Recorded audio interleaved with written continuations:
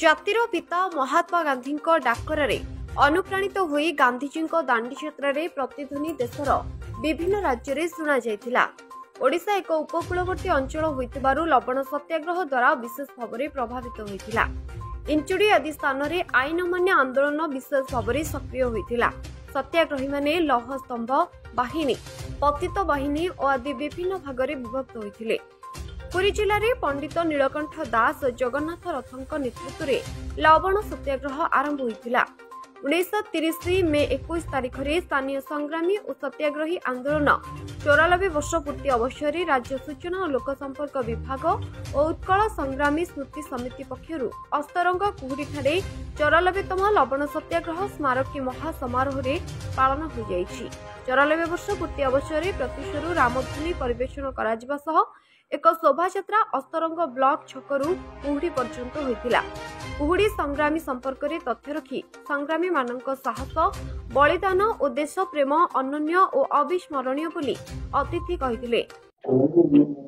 1930 मसीहा मे 30 तारीख मे 21 तारीख आमर एई लवण सत्याग्रह पीठ कुहुड़ी रे लहू लुहाण ही संग्रामी माने संग्राम करथिले। नीलकंठ दास पंडित नीलकंठ दास यार नेतृत्व नहीं थिले। खजुरी गछर कि गुण गाइबी मूलरू पाहाच पाहाच खाली कागज पत्र रे चली किंतु ये पीठर केही किछि उन्नति करि नाहंते। आज पर्यंत समस्तंकर मानसिकता अभाव ए पीठ को ए पीठ उन्नत करू, ये पीठ जातीय पीठ, ये पीठ भारत वर्षर स्मृति पीठ एक कथा काहारी मनरे नाही। केवल जेमती खाद्य रुटी छिंडा रुटी फोपड़ेला भली प्रति वर्ष आमको किछि साहाय्य कर दउछंती ओडिशा सरकार। एई कार्यक्रम करी स्मृति दिवसटा पालन करिवु। हेले कोन हबो?